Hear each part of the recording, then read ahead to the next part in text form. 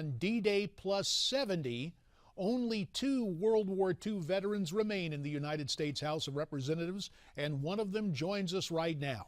Congressman Ralph Hall, welcome to America's Forum. JD, thank you very much. I'm always pleased to hear from you and pleased to talk about this event. Well, Ralph, let's start with a basic question that so many of your generation heard. What did you do in the war? I flew for the Navy. I was a Navy pilot. I flew Hellcats and Corsairs until they took Corsairs out of the aircraft carriers.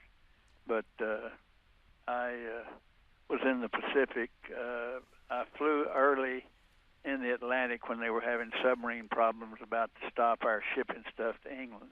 But that's something most people have forgotten about. Wow, so you actually served in both theaters, both in the European theater there in the Atlantic and in the Pacific. And I'm wondering, because I assume by 1944, Ralph, you had moved to the Pacific theater when June 6th rolled along.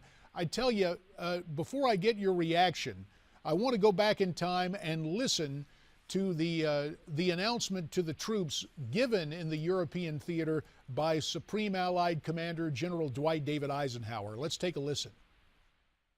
Soldiers, sailors, and airmen of the Allied Expeditionary Force, you are about to embark upon the great crusade toward which we have striven these many months. The eyes of the world are upon you. The hopes and prayers of liberty-loving people everywhere march with you. In company with our brave allies and brothers in arms on other fronts, you will bring about the destruction of the German war machine, the elimination of Nazi tyranny over the oppressed peoples of Europe, and security for ourselves in a free world. Your task will not be an easy one. Your enemy is well-trained, well-equipped, and battle-hardened. He will fight savagely. And Ralph, we know it was a savage fight. History tells us that actually we did not sustain the casualties that were first expected, although by any measure those casualties were horrific. I'm interested, when you got news of the European invasion there in the Pacific theater, how did you get the news and what was your reaction to it? I believe I was in Daytona Beach. That's when we were flying, looking out for submarines.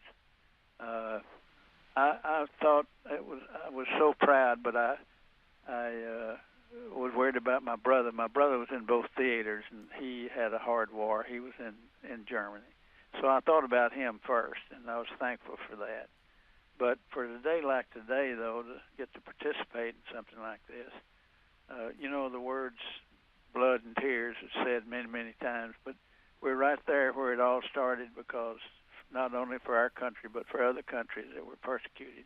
I think, and what I'm thinking about today is, you know, for all those that they lost down there, they were young boys that left home 19, 20 years old, and just never came back. For them, the war will never be over. That war will never be over for their family, and that's why we have to respect them. Ralph, some years ago, Tom Brokaw wrote a book in which he described yours as the greatest generation. Do you agree with that label for your generation? No, I don't agree with that. I think the greatest generation were our fathers before. My dad fought in World War II, World War I.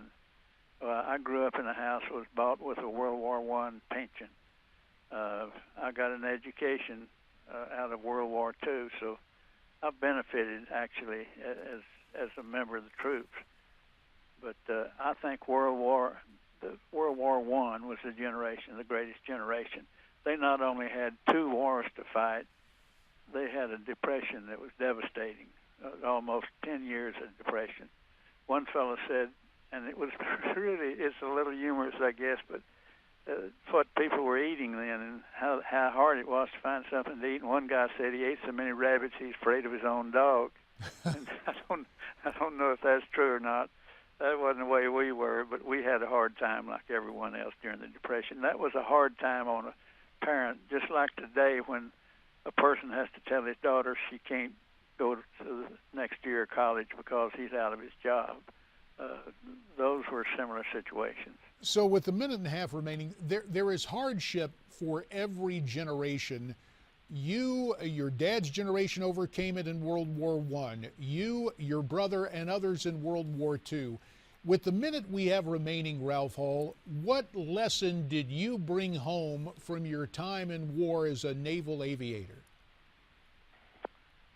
Well, I brought home a respect, one, for freedom, and that's what we were all thinking about. But the one word that was in almost everybody's mind was a four-letter word called home.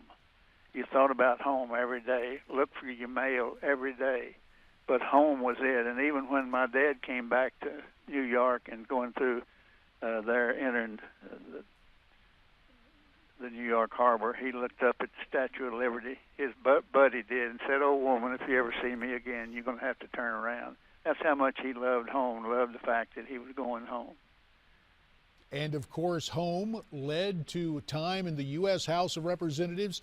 You made history there as the most mature member. Can I use the word the Well, oldest member? You're kind to put it most mature. I'm the oldest member, not Well, the prettiest or the smartest, but I'm the oldest. My middle son said, "Dad, don't you hate to say that you're the oldest guy in the last 200 years to ever be on the floor of Congress?" I said, "It beats the heck out of it. Don't he look natural?" Ralph Hall, we thank you for your memory. We thank you for your service, both in World War II and in the halls of Congress. Thanks for sharing this special day with us. And I thank you for your friendship. Ralph Hall, a great friend, taking his leave of Congress, but we were pleased he was able to join us today, and we look back on that day that really shaped our modern history. I like that you chose to use the word mature. Well, thank you. Well, it was very powerful indeed. And another thing that D-Day brought was something I'm not sure many of us would see today, our president leading the nation in prayer. With thy blessing, we shall prevail over the unholy forces of our enemy. Help us to conquer the apostles of greed and racial arrogances. Lead us to the saving of our country, and with our sister nations into a world unity that will spell a sure peace. Franklin Delano Roosevelt, June 6, 1944. There are other YouTube videos with a picture of the president offering those remarks, but the prayer was heartfelt, and we appreciate his words. And hearing that prayer from Roosevelt, hearing from Ralph Hall, makes me think of yet another chief executive whose passing we noted yesterday, Ronald Reagan, at Normandy, D-Day plus 40. Listen. These are the boys of Puente Hope.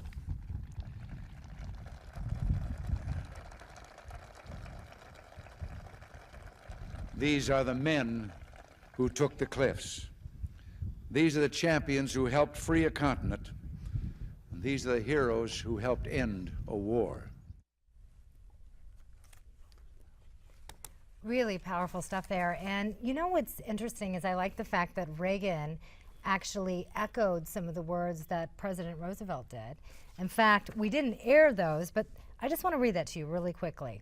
So here's what Franklin Roosevelt said June 6, 1944. He said, "They fight not for the lust of conquest, they fight to end conquest, they fight to liberate."